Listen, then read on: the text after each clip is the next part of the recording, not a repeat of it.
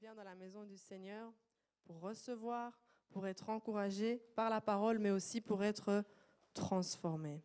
Alors, je vais prier pour la parole. Seigneur, nous te prions ce matin pour la parole. Seigneur, tu nous as laissé ta parole. Tu nous as laissé ta parole comme un trésor. Ce matin, Seigneur, je demande que tu m'as choisi comme canal, mais que ce soit ta parole seule qui pénètre les cœurs qui sont là assoiffés ce matin. Rencontre nos besoins ce matin. Rencontre chacun d'entre nous et nous bénissons ta parole au nom de Jésus. Amen. Amen. Alléluia. Alors aujourd'hui, on est déjà, si je ne me trompe pas, le 11 octobre, c'est ça? Le 11, hein? Donc ça fait plus ou moins un mois que les enfants ont repris le chemin de l'école. C'est bien ça? Il y a des enfants ici. Ça fait plus ou moins un mois, je pense, que vous êtes retournés à l'école.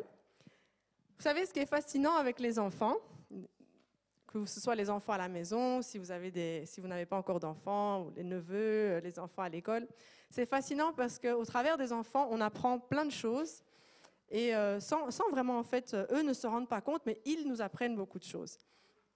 Et comme l'école a recommencé, dans les cours de récréation, si vous ne le savez pas, ou bien si vous l'avez oublié, je vais vous rappeler, dans les cours de récréation, eh bien, les enfants ne sont mais vraiment pas du tout tendres entre eux.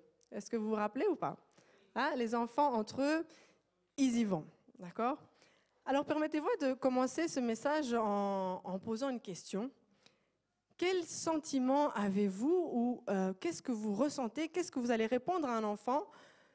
Imaginez-vous, votre fille ou votre fils revient de l'école et on l'a frappé. Hein, on l'a frappé, voilà, et l'enfant revient. Bon, vous essayez de trouver les mots pour le conforter. Et puis vous essayez de le rassurer. Vous lui dites qu'il ne doit pas se laisser faire. On ne peut pas se laisser faire. Vous lui dites ça. Et puis vous lui dites également que s'il y a encore un problème, tu le dis à la YUFA. Il ne faut pas se laisser faire, tu dis à la YUFA.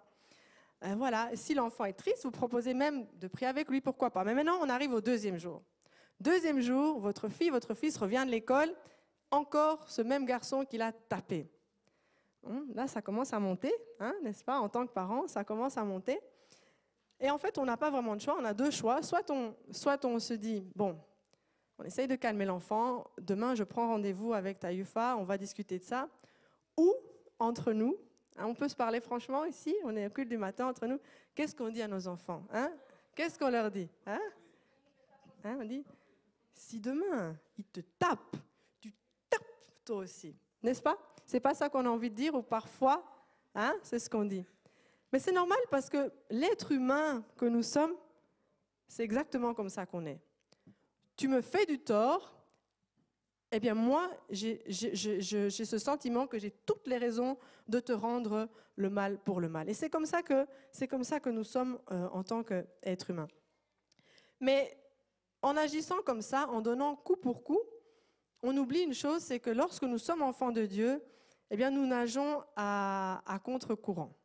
Hein, d'accord? Donc ça veut dire que le monde vous enseigne de faire telle chose, vous enseigne d'aller dans ce sens et la masse suit, mais vous, en tant qu'enfant de Dieu, vous êtes en train de vous débattre et nager dans l'autre sens.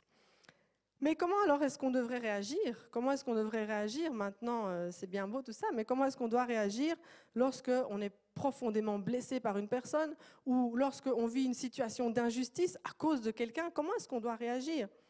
Parce que je vous ai dit à l'instant, n'est-ce pas, que dans les cours de récréation, les enfants n'étaient pas tendres, c'est ça. Mais la vie là, dans laquelle nous sommes, hein, la vie dans laquelle toi tu es, dans laquelle moi je suis, moi, qu'est-ce que je ne donnerais pas pour retourner à la cour de récré, hein? Franchement, c'était bien. La cour de récré, c'était bien. Parce que le monde dans lequel nous sommes là, ça ressemble plus à un ring de boxe, hein, qu'à une cour de récréation. Donc, hein, voilà, tout le temps, jalousie, boum, injustice, boum, ici comme ça, hein, humiliation, par en bas, c'est comme ça, on reçoit des coups dans tous les sens, et ça c'est le monde dans lequel nous sommes. Mais si maintenant nous répondons à tous ces coups par des coups, c'est vrai qu'on peut avoir ce sentiment de victoire, hein, on a l'impression, on a ce sentiment de victoire, mais en fait c'est une victoire qui ne dure pas, c'est une victoire qui est éphémère. Et en agissant comme ça, on ne pourra jamais connaître la véritable paix intérieure, on ne pourra jamais connaître le véritable repos. Et en plus, vous savez qu'en faisant cela, eh bien, on agit complètement à l'inverse de ce que Dieu nous demande. Et le dimanche passé, Papa Kofi nous avait exhorté sur l'importance des fruits que nous devons porter justement en tant qu'enfants de Dieu.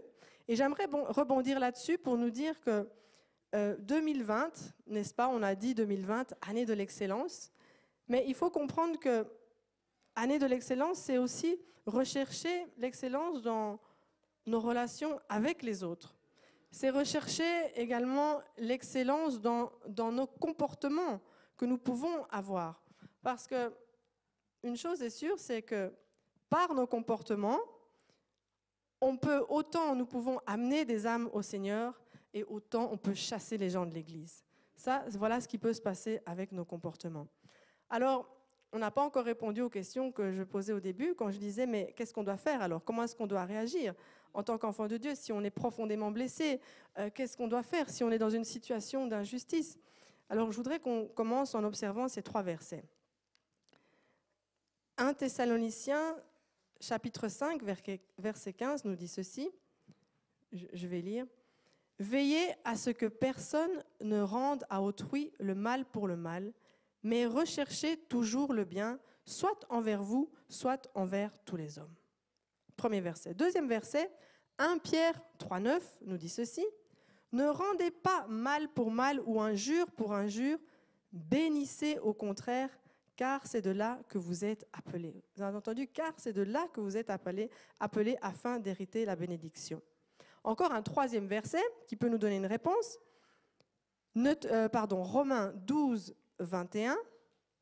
Romains 12, 21. Merci, en haut, vous suivez. C'est très, très bien, merci. C'est rapide. « Ne te laisse pas vaincre par le mal, mais sois vainqueur du mal par le bien. » Alors, ces 3 versets, en fait, ils nous montrent déjà clairement que en tant qu'enfant de Dieu, eh bien, vous comprenez à la lecture de ces 3 versets, en tant qu'enfant de Dieu, on ne peut pas rendre le mal par le mal. Mais au contraire, nous sommes appelés à être vainqueurs du mal. Comment? Par le bien. Vainqueurs du mal par le bien. Et lorsqu'on parle d'un vainqueur, on parle d'une personne qui a gagné une bataille. Vainqueur, c'est une personne qui a gagné une guerre. On parle de vainqueur aussi quand on parle des sportifs. On parle d'un gagnant, un sportif. Donc, pour dire que ça exprime cette notion qu'il y a un effort à fournir. Donc, par exemple, on parle d'un gagnant, un vainqueur. On peut prendre l'exemple du judoka Teddy Riner. Allez demander à un judoka comme lui si ça a été facile d'obtenir tous ces titres de champion. Non, il y a eu un effort à fournir. Le vainqueur doit toujours fournir des efforts. Donc, lorsque nous sommes face à l'injustice, lorsque quelqu'un nous fait du mal, eh bien, ça demande de la rigueur, ça demande de l'endurance, ça demande de l'entraînement pour pouvoir devenir vainqueur du mal par le bien. Alors, on trouve dans la parole de Dieu beaucoup d'exemples, mais je vais prendre aujourd'hui l'exemple qui est pour moi un bon exemple d'une personne qui a connu l'injustice, qui a subi beaucoup d'injustice de la part des siens, en fait, de personnes assez proches, et qui, malgré tout ça, va pourtant vaincre le mal par le bien. C'est vrai qu'on pourrait prendre Jésus quand on dit ça, mais je vais prendre l'exemple de Joseph. Joseph, le fils donc de Jacob. J'aime bien prendre l'exemple de Joseph parce qu'on a passé bien 1 mois avec les enfants. Donc les enfants qui ont suivi l'école du dimanche, qui sont ici, vous allez pouvoir suivre parce qu'on a passé bien 5-6 leçons à parler de Joseph avec eux parce que c'est tellement riche. Le livre de Joseph est riche. Et s'il est riche pour les enfants, il est aussi riche pour nous. Alors il faut quand même nous resituer un peu parce qu'avant de devenir gouverneur de l'Égypte, comme vous savez, qu'est-ce que Joseph n'a pas tout subi ? Il faut un peu revenir dans le contexte. Qu'est-ce qu'il n'a pas tout subi comme injustice? Rappelons-nous, c'était le préféré de son papa. C'était le préféré de Jacob qu'il avait eu avec Rachel. Donc tout ça, ça a créé de la jalousie, ça a créé des tensions. Ses frères ont projeté de le tuer. Et puis pour finir, ça, ils ne l'ont pas fait et ils l'ont vendu comme esclave. Tout cela en faisant croire, rappelez-vous, à son père qu'il avait été tué, dévoré par une bête féroce. Donc déjà, imaginez-vous être vendu par vos proches, vendu par vos proches. Dans le psaume 105, le verset 18, on parle de Joseph là, on nous donne un détail, on dit « On a attaché ses pieds avec des chaînes, on a enserré son cou dans du fer. » Imaginez-vous un petit peu. Imaginez-vous un peu, vous êtes vendu comme ça, en plus par les personnes que vous estimez, puisque ce sont vos frères, vos sœurs, des personnes de votre maison. Et donc Joseph est vendu en Égypte, à Potiphar, comme vous le savez, qui est officier du Pharaon, chef des gardes. Et là encore, dans la maison, il va encore connaître une injustice, puisqu'il va être envoyé en prison à cause de qui? Vous vous rappelez? La femme de Potiphar, n'est-ce pas, qu'il avait accusée d'avoir abusé d'elle. Et donc, encore une injustice, épreuve sur épreuve. Et bien que la Bible nous dit que Dieu était pourtant avec lui, là encore en prison, il fut oublié. Je ne vais pas venir dans tous les détails.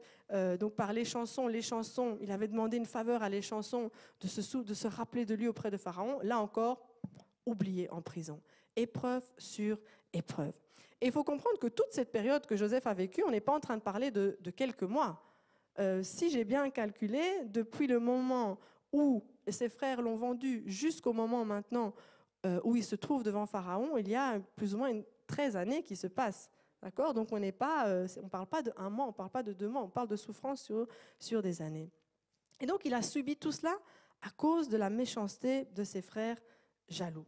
Ses frères qu'il appelait même, pour se moquer de lui, le faiseur de rêves. Pour dire celui avec ses grands rêves. Voilà. Et donc, est-ce que Joseph, selon vous, n'avait pas toutes les bonnes raisons du monde d'en vouloir à ses frères? Entre nous, si. Et un petit détail même, est-ce que vous vous rappelez le nom du deuxième fils de Joseph?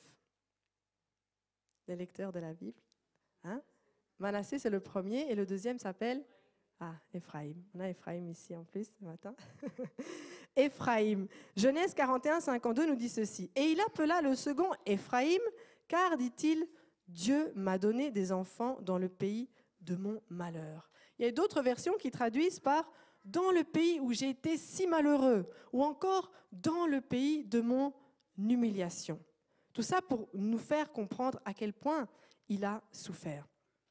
Mais maintenant, l'attitude que Joseph va avoir par rapport à l'égard de ses frères lorsqu'il va les retrouver quelques années plus tard, ça va nous aider, nous aussi, à comprendre comment est-ce que nous pouvons être vainqueurs du mal par le bien. Alors, on va lire ensemble. Donc, Genèse 50, ça va être notre passage principal. Genèse 50, versets 14 à 21. Donc, on va lire afin de comprendre comment, en tant qu'enfants de Dieu, nous pouvons être vainqueurs du mal par le bien. C'est juste important de comprendre une chose. À ce moment-ci précis que nous allons lire, Joseph, il a déjà révélé son identité à ses frères. D'accord ? Là, on est 17 ans plus tard. Il les a déjà pardonnés. Et là, en fait, on se trouve 17 ans plus tard, au moment où leur père meurt. Donc voilà, on va lire ensemble. Genèse 50, versets 14 à 21, je vais lire ici. Joseph, après avoir enterré son père, retourna en Égypte avec ses frères et tous ceux qui étaient montés avec lui pour enterrer son père.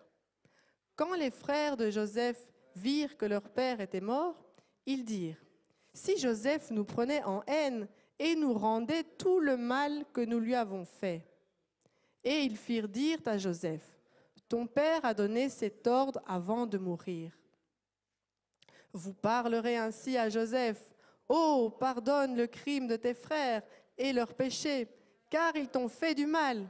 Pardonne maintenant le péché des serviteurs du Dieu de ton père. » Joseph pleura en entendant ces paroles. Ses frères vinrent eux-mêmes se prosterner devant lui et ils dirent, « Nous sommes tes serviteurs. » Joseph leur dit, « Soyez sans crainte, car suis-je à la place de Dieu? Vous aviez médité de me faire du mal, Dieu l'a changé en bien pour accomplir ce qui arrive aujourd'hui, pour sauver la vie d'un peuple nombreux. » Amen. Amen. Amen. J'ai oublié juste le verset 21, pardon. « Soyez donc sans crainte, je vous entretiendrai, vous et vos enfants. » Et il les consola en parlant à leur cœur. Amen. Amen. Alors, donc on se trouve à ce moment où, comme j'ai dit, leur père est mort. Et les frères de Joseph, là, ça commence à tourner dans leur tête. Hein. On commence à réfléchir. Ah, papa est mort. Et ils commencent à prendre peur. Parce que plus bas dans le chapitre 50, c'est étonnant de voir qu'en fait, la Bible, elle nous parle du chagrin de Joseph à la mort de son père. On parle du chagrin même des Égyptiens. On parle le chagrin des Égyptiens à la mort de Joseph est même mentionné. Par contre, on ne parle pas du chagrin des frères. Bon, c'est étonnant. Ça ne veut pas dire qu'ils n'ont pas été tristes, mais on a l'impression que c'est comme s'il y avait un autre sentiment qui avait pris le dessus. Et qu'est-ce que selon vous, quel sentiment a pris le dessus sur le chagrin? Quelqu'un a une idée? La culpabilité? Hein? Ça vous dit quelque chose? Moi, ça me parle. Ça vous dit quelque chose? La culpabilité. Alors, on pourrait se rappeler la rencontre. On va pas lire ce moment-ci, mais vous connaissez ce moment où Joseph révèle son identité à ses frères. Ses frères sont venus chercher des provisions parce qu'il y avait la famine. Donc là, il se trouve nez à nez avec ses frères. Mais ça se passe avant le passage que nous avons lu. Hein, donc Joseph leur avait déjà pardonné. Joseph avait pleuré. Joseph les avait serrés dans les bras. Joseph a pris soin d'eux pendant 17 ans. Et là, en fait, on se rend compte que les frères, ils n'ont rien compris. Puisque là, ils commencent à dire, mais si maintenant, ils voulaient nous faire du mal. Donc, on a l'impression qu'ils n'ont pas compris le pardon de Joseph. Là, ils sont en train de se dire, mais peut-être que maintenant que papa est mort, il va vouloir vraiment se venger. Et ils ont un peu raison, puisque Joseph est vraiment en position de faire ce qu'il veut d'eux. En position ils peuvent devenir esclaves, il peut même les tuer. Donc, il était en position de force, si on peut dire. Et vous savez, cette peur, cette culpabilité, c'est ça qui va les pousser à établir ce plan, si je peux dire comme ça, ce stratagème visant à attendrir un petit peu Joseph. Hein? Est-ce que Jacob, à sa mort, a vraiment laissé ses instructions? En fait, on ne le sait pas. Est-ce que Jacob a vraiment laissé ses instructions en disant à Joseph, en lui ordonnant de pardonner ses frères? En fait, on ne sait pas. La Bible n'en fait pas mention. Donc, soit on leur laisse le bénéfice du doute, soit on se dit que, comme ils ont été déjà pas mal, un peu filous, peut-être que c'est encore un stratagème. Voilà, exactement. Et vous savez aussi que la peur et la culpabilité, ça peut nous conduire à faire des choses pas très intelligentes. Mais ce qui nous intéresse dans ce passage, ce qui nous intéresse le plus, évidemment, c'est la réponse que Joseph va donner à ses frères après qu'ils aient utilisé ce petit plan, ce petit stratagème. Parce que cette réponse va nous aider également, nous, dans notre vie, à savoir comment, en tant qu'enfants de Dieu, nous devons être vainqueurs du mal par le bien. Donc, à la lecture de ce passage, le premier point, en tant qu'enfants de Dieu, si nous voulons être vainqueurs du mal par le bien, nous devons reconnaître la souveraineté de Dieu dans notre vie. Hein? Reconnaître la souveraineté de Dieu dans nos vies. Ça, ce n'est pas un point facile, je vous le dis. Hein? Ça veut dire que si tu arrives à reconnaître que peu importe la situation que tu vis, Dieu est souverain, là, tu ne vas pas chercher en fait à donner coup pour coup. C'est vrai qu'on aime dire que Dieu est amour. Il est amour, c'est vrai ou pas? Dieu est amour. Mais il est aussi souverain. Hein? Dieu est amour, mais il est aussi souverain. Alors ça veut dire que quand tout va bien, quand les gens m'aiment, Dieu est souverain. Hein? Quand tout va mal et quand les gens me tournent le dos, Dieu est souverain. On est d'accord. Donc, ça veut dire que Dieu fait comme il veut. Il n'est soumis à personne. Hein? Son pouvoir lui permet de faire ce qu'il veut. Toujours, bien sûr, il agit toujours selon la nature révélée, bien sûr, par sa parole. On est d'accord. Je prends deux versets qui nous parlent de la souveraineté de Dieu pour comprendre. Le psaume 135, verset 6, psaume 135, verset 6 nous dit ceci: « Tout ce que l'Éternel veut, il le fait, dans le ciel et sur la terre, dans les mers et dans toutes les abîmes. » Il fait donc, on comprend ici que tout ce qu'il veut, il le fait. Le psaume 115, verset 3 nous dit ceci: « Notre Dieu est au ciel, il fait tout ce qu'il veut. » Mais c'est dur, non? C'est tellement difficile. C'est tellement difficile de reconnaître parfois la souveraineté de Dieu dans nos vies. C'est que pour moi ou bien pour vous aussi? Parfois, c'est difficile. Humainement parlant, en fait, c'est même incompréhensible. Humainement parlant, on ne peut pas comprendre la souveraineté de Dieu parce qu'il y a de ces situations entre nous qui nous dépassent complètement. Un autre verset qui nous parle de la souveraineté de Dieu, c'est dans le livre de Daniel. Je vais le lire également. Daniel chapitre 4, verset 35, pour comprendre. Daniel 4, 35 nous dit ceci. « Tous les habitants de la terre ne sont à ses yeux que néant. » Ça commence bien. « Il agit comme il lui plaît avec l'armée des cieux et avec les habitants de la terre, et il n'y a personne qui résiste à sa main et qui lui dise « Que fais-tu » Est-ce que nous, on peut dire à Dieu « Mais qu'est-ce que tu fais ?» On ne peut pas, sa souveraineté. Ça veut dire que personne ne peut s'opposer au projet de Dieu. Donc, il domine sur toutes choses, que ce soit les choses visibles, que ce soit les choses invisibles. Alors, en retournant à notre texte, à la lecture de l'histoire de Joseph, si nous sommes des lecteurs de la Bible, n'est-ce pas? À la lecture de l'histoire de Joseph, on a l'impression que c'est facile de reconnaître. C'est facile de reconnaître la souveraineté de Dieu. On a l'histoire de A à Z, nous. Quand on la lit, on dit « Ah oui, c'est vrai, c'était difficile. » Et puis voilà, on arrive facilement à comprendre qu'en fait, la souffrance par laquelle il est passé, c'était afin que le plan de Dieu s'accomplisse. Pour nous, à la lecture, c'est facile. Mais Joseph, est-ce que vous pensez que quand lui était enchaîné, on a vu qu'il était, en plus il avait au cou, le fer au cou, lorsqu'il était oublié en prison, est-ce que vous pensez que lui, il arrivait à ce moment-là à reconnaître la souveraineté de Dieu? Je ne sais pas. En tout cas, ça ne devait pas être évident. Il a sûrement eu le temps de repenser aussi à tous les rêves que Dieu lui avait montrés, les rêves de grandeur, et lui, il est là, il se dit, mais quand? C'est la même chose un peu pour nous. Vous avez reçu des prophéties, vous avez reçu des paroles d'encouragement, et puis vous dites, mais quand? Parce que là, vous êtes au point, peut-être, si on prend l'alphabet de A à Z, on est à F, on est à L, il y en a qui sont proches. Mais c'est dur, parce que quand on est dedans, on ne voit pas, on n'arrive pas. Alors, Joseph, lui, il est sûrement passé par tous ces moments de doute, ces moments d'angoisse. La Bible ne nous dit pas à quel moment Joseph va reconnaître la souveraineté de Dieu. Il ne nous dit pas à quel moment, on ne sait pas. Par contre, ce qu'on sait, c'est que dans cette souffrance, Dieu était là. Puisque la Bible nous dit à plusieurs reprises que Dieu était avec lui. Donc quand il était dans la prison, Dieu était avec lui. Quand il a connu des injustices, Dieu était avec lui. Ça, on le sait. Et ce qu'on sait également, c'est que Joseph était un homme qui craignait Dieu. C'était un homme obéissant. Donc ça, on sait. Et ça va nous aider. C'est pour ça qu'il peut dire maintenant dans Genèse, dans notre passage principal, Genèse 50, 20, il dit « Vous aviez projeté, il répond à ses frères, de me faire du mal, mais Dieu l'a changé en bien pour accomplir ce qui arrive aujourd'hui, pour sauver la vie à un peuple nombreux. » Il avait compris. Et donc il faut comprendre une chose, c'est que ce verset ne dit pas que c'est Dieu qui a voulu qu'il passe par là. Ce n'est pas ça que le verset dit. Mais on peut se poser la question, quand on analyse, quand on lit la Bible, et moi je me suis posé la question, mais si tu es souverain, pourquoi est-ce qu'il a dû passer par là alors? C'est vrai? Vous n'êtes pas déjà posé la question? Mais si tu es souverain, mais pourquoi alors? Pourquoi? Puisque tu aurais pu arrêter les frères, pourquoi? Eh bien ça, c'est le mystère de la souveraineté de Dieu et il faut l'accepter comme elle est.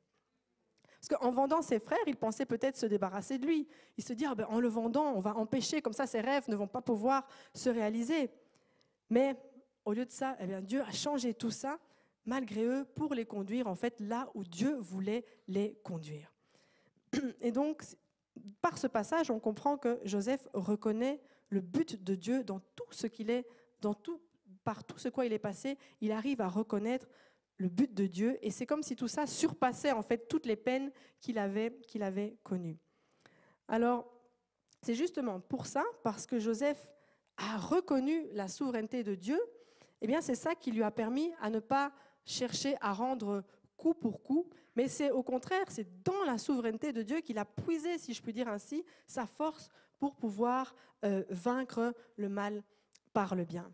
Alors, il y a une chose importante à souligner, donc, c'est que Joseph a pu reconnaître la souveraineté de Dieu parce que, au moins deux choses, parce qu'il avait une relation intime avec Dieu. Il avait une relation intime avec Dieu. La Bible nous dit, n'est-ce pas, que Dieu était avec Joseph lorsqu'il était en prison. Donc Dieu a vu ses larmes, Dieu a entendu ses cris, Dieu a vu l'angoisse de Joseph. Joseph a sûrement dû pleurer devant Dieu parce qu'il n'avait même plus personne vers qui se retourner. Donc il devait avoir une relation intime, personnelle avec Dieu. Et la deuxième chose qui a permis à Joseph de reconnaître la souveraineté de Dieu, c'est comme j'ai dit, Joseph aimait Dieu. Il aimait Dieu de tout son cœur et surtout, il le craignait. On peut vraiment se dire que sa souffrance, elle devait être tellement profonde, mais rien en fait en comparaison avec l'amour qu'il avait pour Dieu. Alors de là, on peut comprendre que pour nous-mêmes maintenant, pour pouvoir accepter la souveraineté de Dieu dans nos vies, ça veut dire que nous aussi, pour pouvoir l'accepter, eh bien, on doit aussi développer cette relation intime avec Dieu. On doit faire de Dieu notre premier amour. On doit le mettre à la place. On doit chercher à lui plaire. On doit chercher à devenir, comme Joseph, un enfant obéissant, un enfant intègre, un enfant qui craint Dieu.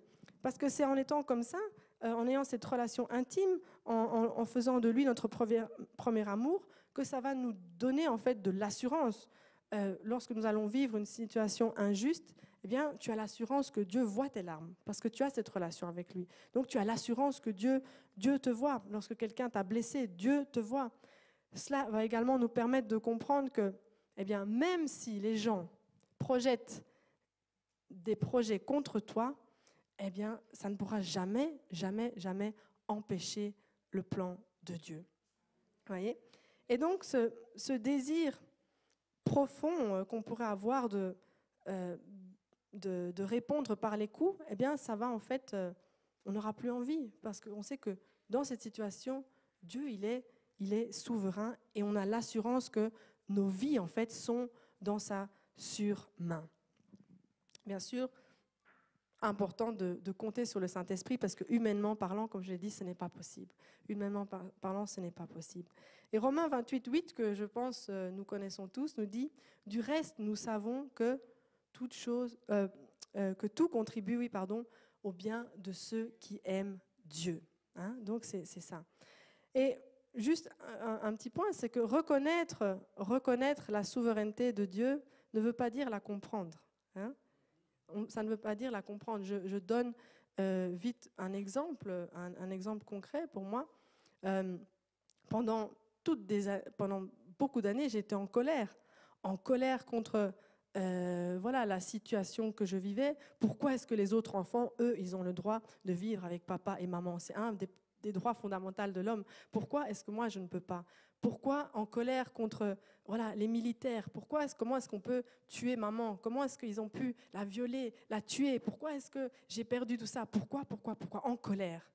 Mais c'est seulement une fois que j'ai eu une relation intime avec Dieu, lorsque j'ai fait de Dieu mon premier amour, que j'ai compris et que j'ai accepté. On accepte. Ça ne veut pas dire que parfois, ce n'est pas difficile, mais ça veut dire qu'on accepte la souveraineté de Dieu. Et c'est progressivement maintenant que je comprends pourquoi il m'a gardé en vie. Il m'a gardé en vie et je peux vous dire qu'il est le Dieu des orphelins. Et si je n'étais pas passée par là, peut-être je ne pourrais pas vous le dire, on l'entend, mais je peux vous dire, il est le Dieu des orphelins et il est celui qui donne une famille à celui qui était abandonné. Ça, je peux vous l'assurer. Il est ce Dieu-là. Voilà. Alors le deuxième point, en tant qu'enfant de Dieu, nous pouvons être vainqueurs du mal par le bien. Comment? Eh bien, en veillant constamment sur notre cœur. La manière, en fait, dont Joseph va répondre à ses frères qui sont en panique, qui sont complètement inquiets, ça reflète en fait l'état de son cœur. Puisque Joseph avait profondément un cœur qui était en paix, il avait un cœur plein d'amour. Un cœur en paix, pourquoi? Parce qu'il avait déjà pardonné à ses frères. Il avait déjà réussi à pardonner à ses frères. Et un cœur plein d'amour, mais un amour sincère. Un amour véritablement sincère pour ses frères. Mais ses frères, comme on l'a vu tantôt, ses frères étaient encore harcelés par la culpabilité et eux, ils n'avaient pas compris, en tout cas, il ne semblait rien avoir compris du pardon de Joseph. C'est comme si, en fait, il ne voyait pas, il n'arrivait pas à lire dans le cœur de Joseph. Et donc, par conséquent, eh ben, il n'avait pas confiance, il n'avait pas confiance en lui. Si je me permets de faire un petit parallèle avec nous, est-ce qu'il ne nous arrive pas parfois d'être, je nous mets de l'autre côté, d'être comme les frères de Joseph? C'est-à-dire qu'on se sent comme indigne du pardon de Dieu. Donc, lorsque l'ennemi vient vous rappeler, vous êtes enfant de Dieu, mais l'ennemi vient vous rappeler, « Ah, mais tu te rappelles comment tu étais? Non, tu es toujours comme ça, tu n'as pas changé, tu es toujours comme ça, tu sais les péchés que tu faisais. » Voilà, l'ennemi vient vous rappeler à l'oreille et on se sent comme indigne. Il nous arrive de douter, on doute, est-ce que le Seigneur m'a vraiment pardonné? Est-ce que le Seigneur m'a réellement pardonné? Mais Dieu, dans son immense amour, eh bien, il ne nous traite pas selon nos péchés et il ne nous punit pas selon nos iniquités. Et lorsque nous expérimentons cet amour parfait, eh bien, c'est là que nos craintes disparaissent, puisque la Bible nous dit que l'amour parfait bannit, chasse la crainte. 1 Jean 4,18 nous dit « Il n'y a pas de peur dans l'amour.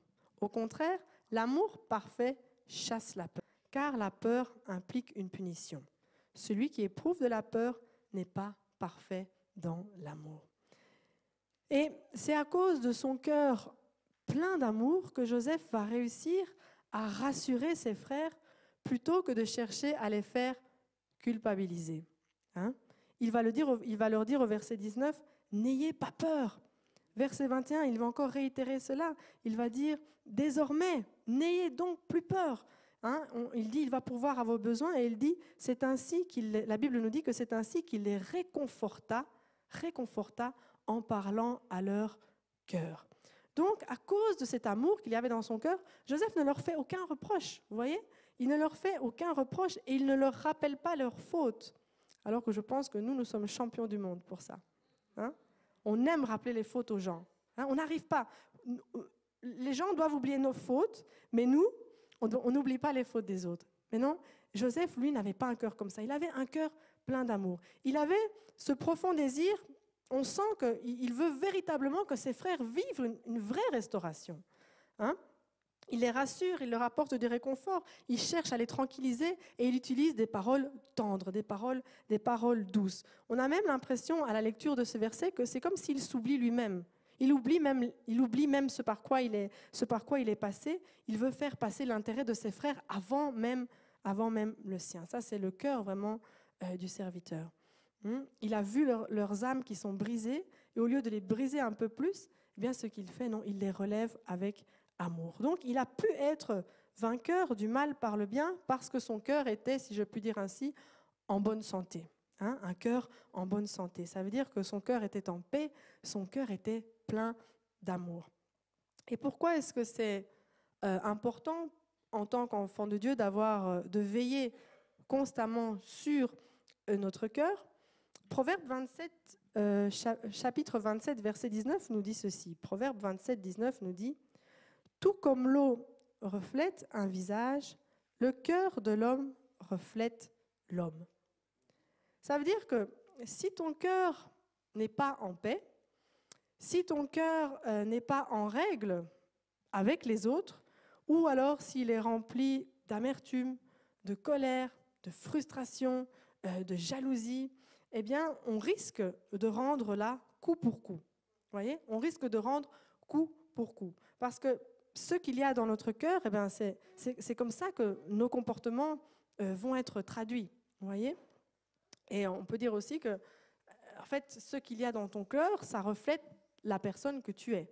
Ça reflète la personne que tu es. Donc, c'est pour ça que la Bible nous dit de garder notre cœur, comme vous le savez, plus que toute autre chose, parce que c'est de là que viennent les sources de la vie.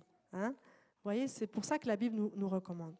Alors, en tant qu'enfants de Dieu, nous devons donc constamment veiller sur notre cœur, parce que ce qu'il y a dans notre cœur, comme je l'ai dit, ça va déterminer la réaction que nous allons avoir face à une personne blessée ou qui nous aurait fait du tort.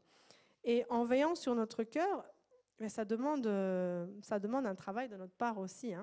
Il y a vraiment cette volonté voilà, cette volonté de le vouloir. Il faut de la rigueur, il faut de la discipline pour être vainqueur du mal par le bien. Tantôt, comme je l'ai dit, on doit être comme des sportifs, on doit s'entraîner. Ce n'est pas comme ça, par un claquement de doigts, qu'on veille sur notre cœur. C'est tout un processus.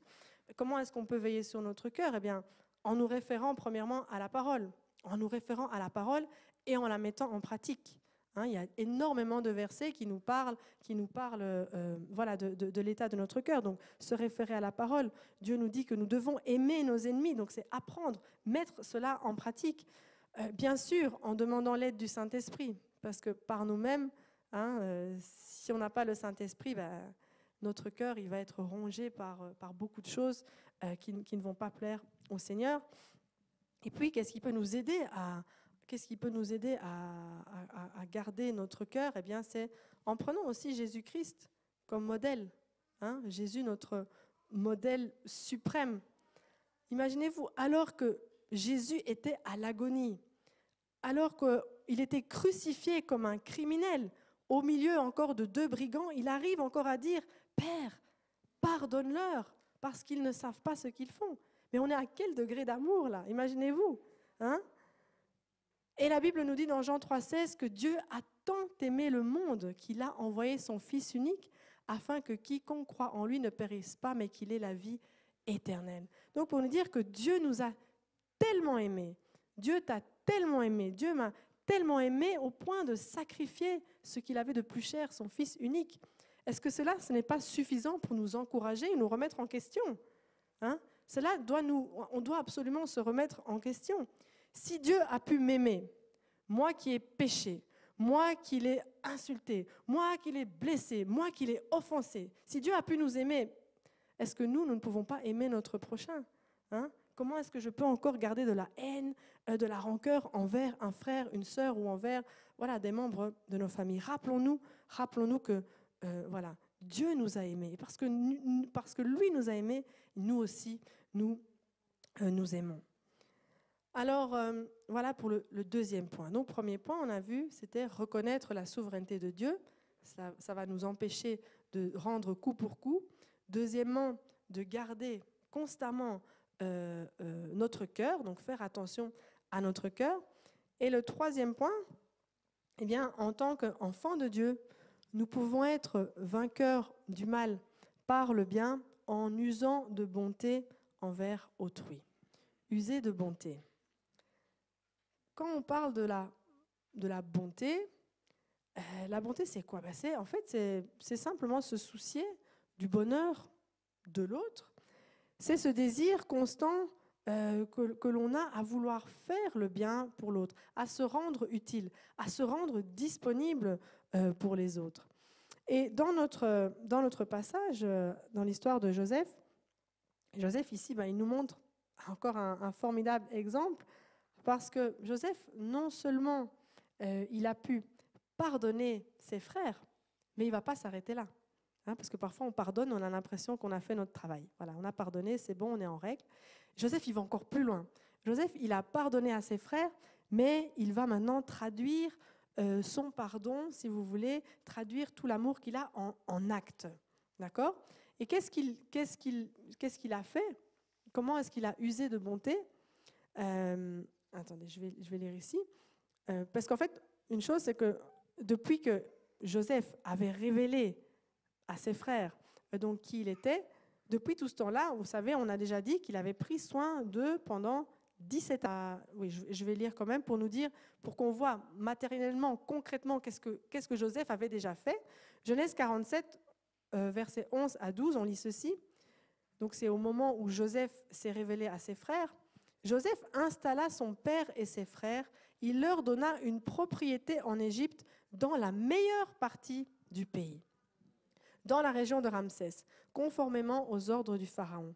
Joseph fournit du pain à son père et à ses frères, ainsi qu'à toute la famille de son père, en tenant compte du nombre d'enfants. Donc, vous voyez, il leur a donné matériellement énormément de choses. Même pas seulement à ses frères, à son père, encore aux enfants de ses frères. Je pense qu'ils étaient 60 ou quelque chose comme ça, 70. Oui. Donc voilà, il y avait du monde. Donc il a été au-delà du pardon, il a en plus usé de bonté envers eux. Et au verset 21 de notre passage principal, on voit ici qu'il les rassure encore, il les rassure en disant, mais ne vous inquiétez pas, je vais continuer de prendre soin de vous. Hein? Il dit, je vais encore continuer de prendre soin de vous. Ce n'est pas parce que papa n'est plus là que je vais arrêter. Je vais continuer de prendre soin de vous, je vais continuer de prendre soin de vos enfants. Et donc c'est vraiment la bonté, cette générosité de son cœur qui est traduite en fait ici en actes concrets. Alors regardons ensemble quelques versets qui peuvent également maintenant nous encourager à vaincre le mal par le bien en usant de bonté envers les autres. On l'a déjà lu tantôt, mais on le relit. 1 Thessaloniciens verset 5-15 nous dit « Prenez garde que personne ne rende le mal pour le mal, mais cherchez en tout temps à faire le bien. » Donc cherchez à faire le bien. Donc on cherche à faire le bien pour quelqu'un. Matthieu chapitre 5, verset 44 nous dit « Eh bien moi je vous dis, aimez vos ennemis et priez pour ceux qui vous persécutent. » User de bonté, prier, c'est user de bonté. Parce qu'on fait plus que pardonner, on prie, on bénit. 1 Pierre 3,9 nous dit ceci, je lis la version en français courant, nous dit « Ne rendez pas le mal pour le mal ou l'insulte pour l'insulte. Au contraire, répondez par une bénédiction. Car c'est une bénédiction que Dieu a promis de vous accorder quand il vous a appelé. » Donc, répondre comment ? En bénissant. Répondre par une bénédiction. Donc, à la lecture de ces versets, on comprend que user de bonté envers une personne qui nous aurait blessés ou qui nous aurait offensés, ça peut être matériellement, hein, c'est vrai, on l'a vu comme Joseph. Dans ce cas-là, il a donné une propriété, il y avait de la nourriture, voilà, tout ça. Mais ça peut être, comme on l'a vu dans le verset, user de bonté envers quelqu'un qui vous a blessé, ça peut être prier pour cette personne. Prier. Prier pour ceux qui vous ont fait du mal. Ça peut également, comme on a vu, en répondant par une bénédiction. On vous fait du mal, vous répondez en bénissant ou vous bénissez la personne. Donc, une chose aussi à souligner, c'est que c'est dur, hein, je sais que c'est difficile, mais on ne doit pas attendre qu'une personne nous demande pardon pour user de bonté. C'est dur, je sais. C'est dur, mais c'est comme ça. On ne doit pas attendre que la personne, parce que nous, on est comme ça. On attend que la personne, d'abord, elle vient me demander pardon, et puis maintenant, d'accord. Là, après, je veux bien, hein, je veux prier pour toi, mais on est souvent comme ça. Tant qu'elle ne m'a pas demandé pardon, il n'y aura rien de moi. Hein? Mais ce n'est pas comme ça que nous devons être. Nous, on ne doit pas attendre. Qu'elle t'ait pardonné, gloire à Dieu. Qu'elle ne t'ait pas pardonné, gloire à Dieu. Mais toi, tu prends la décision de bénir la personne. Donc, si nous désirons vaincre le mal par le bien, que la personne t'ait demandé pardon ou pas, voilà, tu continues. Hein, c'est comme ça.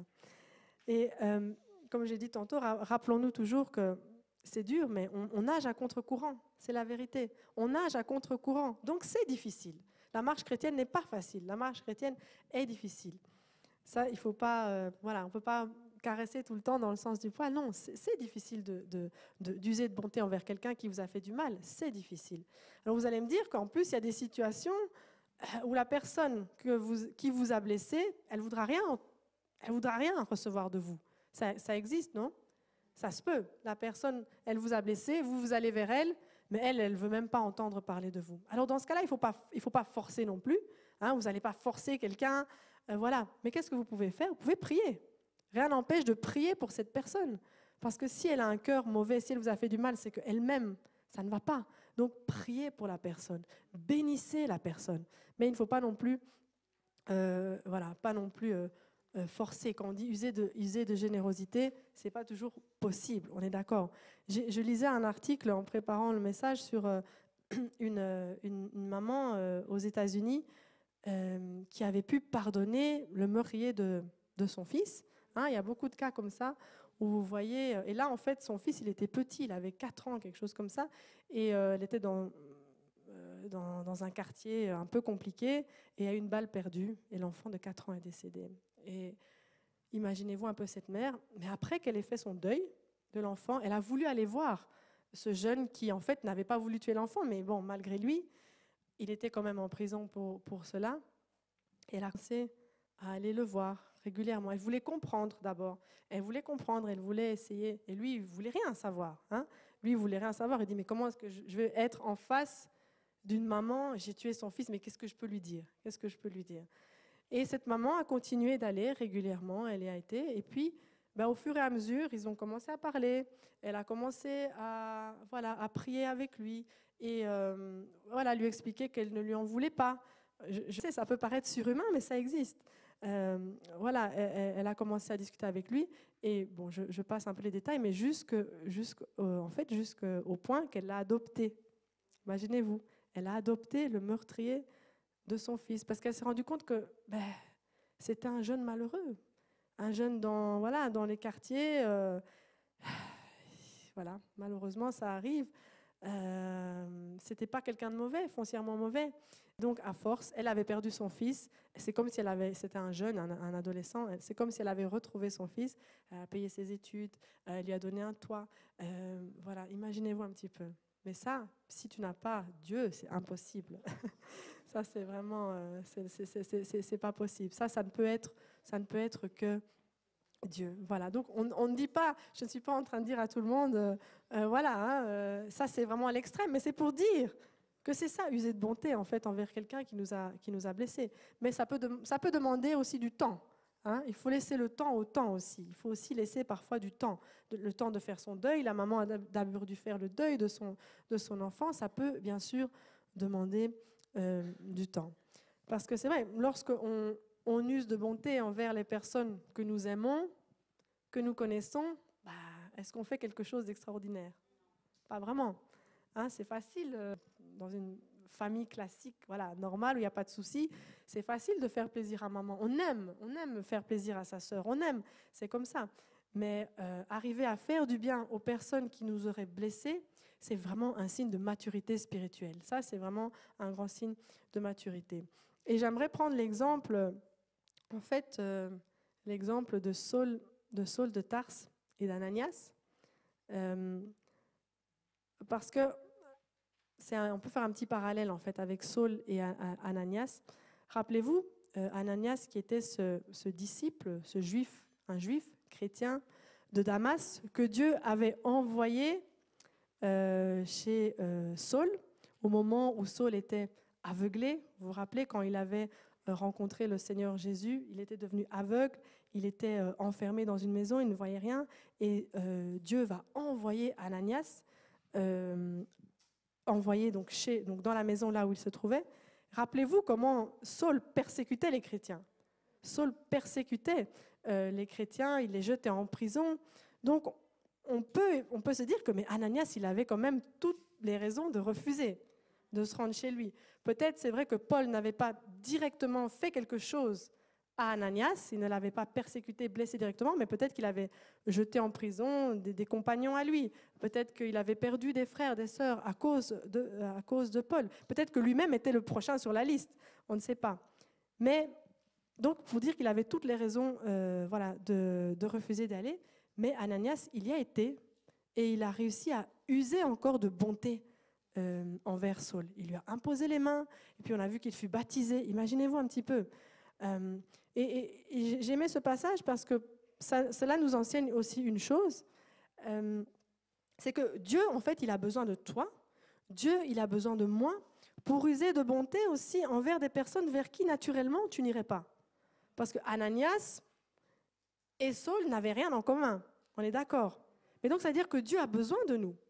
Ça veut dire que Dieu a besoin de toi, il a besoin de moi pour que nous usions de bonté envers des personnes qui se sentent exclues ou des personnes qui se sentent même indignes du pardon de Dieu. Vous voyez ?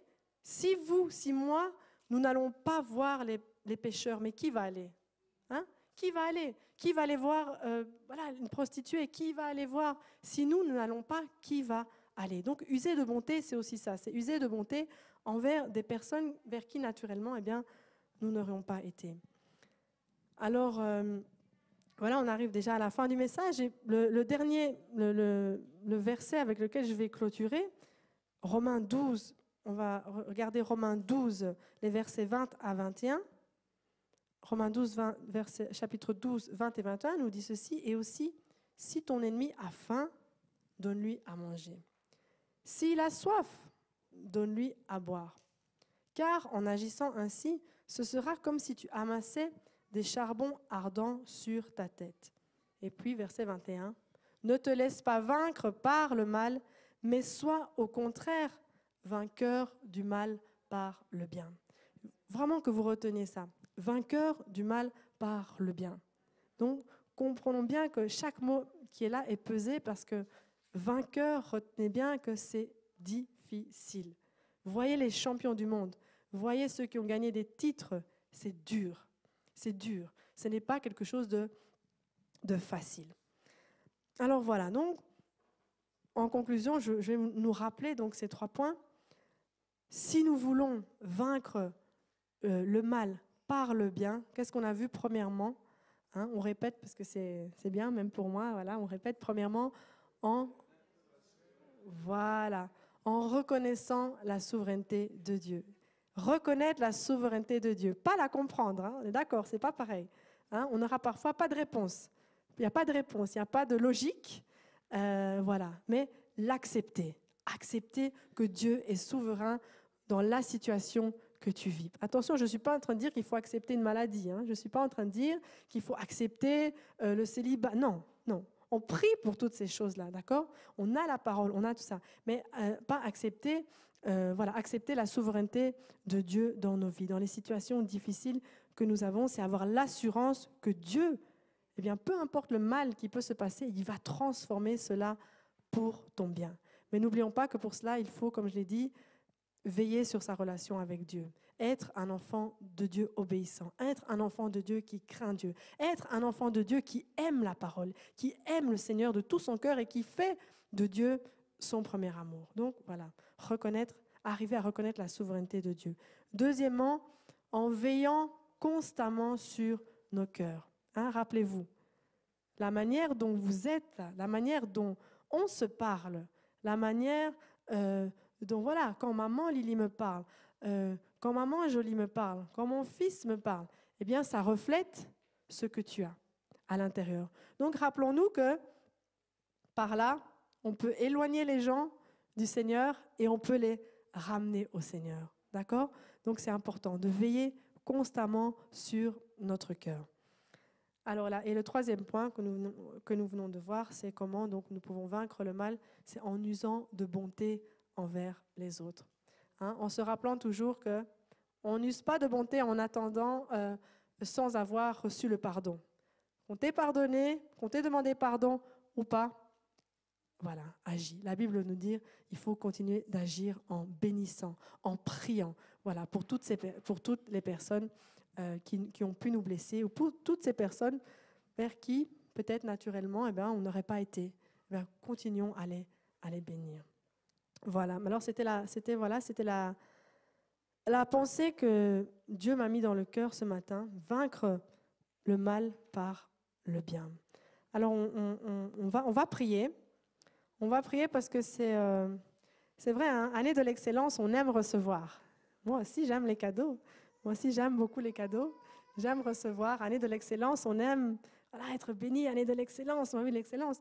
Mais je voudrais nous rappeler que l'excellence, c'est aussi ça. L'excellence, c'est aussi avoir un comportement excellent, avoir des relations excellentes, avoir des comportements excellents. Et si nous refusons d'écouter ce que la parole nous dit, ça va être difficile. Donc, soyons des enfants obéissants. Alors, nous allons nous lever, nous allons prier. Je vais demander à la louange si vous pouvez peut-être m'accompagner. Alors, on va prier. On va prier premièrement. On va prier point par point. Premièrement, on va prier pour... si vous avez encore des difficultés à dire non, je n'arrive pas à reconnaître ma situation, comment Dieu peut être souverain. Là, on a entendu que Dieu est souverain, mais pourtant je souffre. Pourtant, je suis dans une situation difficile. Pourtant, Dieu m'a blessée. Mais essayons de... on va prier que le Seigneur nous touche et que le Seigneur nous permette d'accepter sa souveraineté dans nos vies. Prions ensemble. Vous pouvez chanter.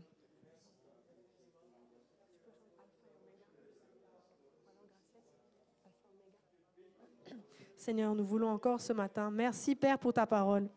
Merci, Seigneur Jésus, pour ta parole. Nous te bénissons, Seigneur, parce que nous voulons encore ce matin être des enfants obéissants. Des enfants obéissants, Seigneur. C'est vrai, nous aimons recevoir. Nous aimons recevoir, mais tu nous rappelles ce matin, Seigneur, que tu veux également changer nos comportements. Seigneur, je prie pour un frère, une sœur, Seigneur, dans l'assemblée qui n'arrive pas à reconnaître que tu es souverain. N'arrive pas à reconnaître que tu es le Dieu souverain. Seigneur, que tu puisses toucher les cœurs ce matin. Que tu puisses toucher les cœurs ce matin afin que chacun reparte d'ici en comprenant que tu es au contrôle, que tu es au contrôle de leur situation, que tu es au contrôle, Seigneur, de leur situation. De la même manière, Seigneur, que tu étais avec Joseph, alors qu'il était dans la souffrance, alors qu'il était dans les chaînes, alors qu'il était emprisonné. La Bible nous dit que tu étais avec lui, tu étais avec lui. Et il a pu reconnaître, Seigneur, ta souveraineté dans sa vie. Seigneur, je prie que ce matin, chacun puisse reconnaître que tu es l'alpha, que tu es l'oméga, Seigneur Jésus, et qu'en dehors de toi, Seigneur Jésus, il n'y a personne, Seigneur Papa. Tu tiens nos vies dans ta surmain. Tu tiens la vie de ma sœur dans ta surmain. Tu tiens, Seigneur Papa, nos vies dans ta surmain. Alléluia. Nous allons continuer de prier alors que les filles vont commencer à chanter. Continuez de prier, continuez, que Dieu veille sur vos cœurs, que Dieu transforme vos cœurs ce matin, que Dieu change nos cœurs de pierre, que Dieu nous donne l'amour dans le cœur, que nous ayons ce cœur pour les autres. Merci Seigneur Jésus. Nous te prions, Saint-Esprit de Dieu. Merci, Saint-Esprit de Dieu.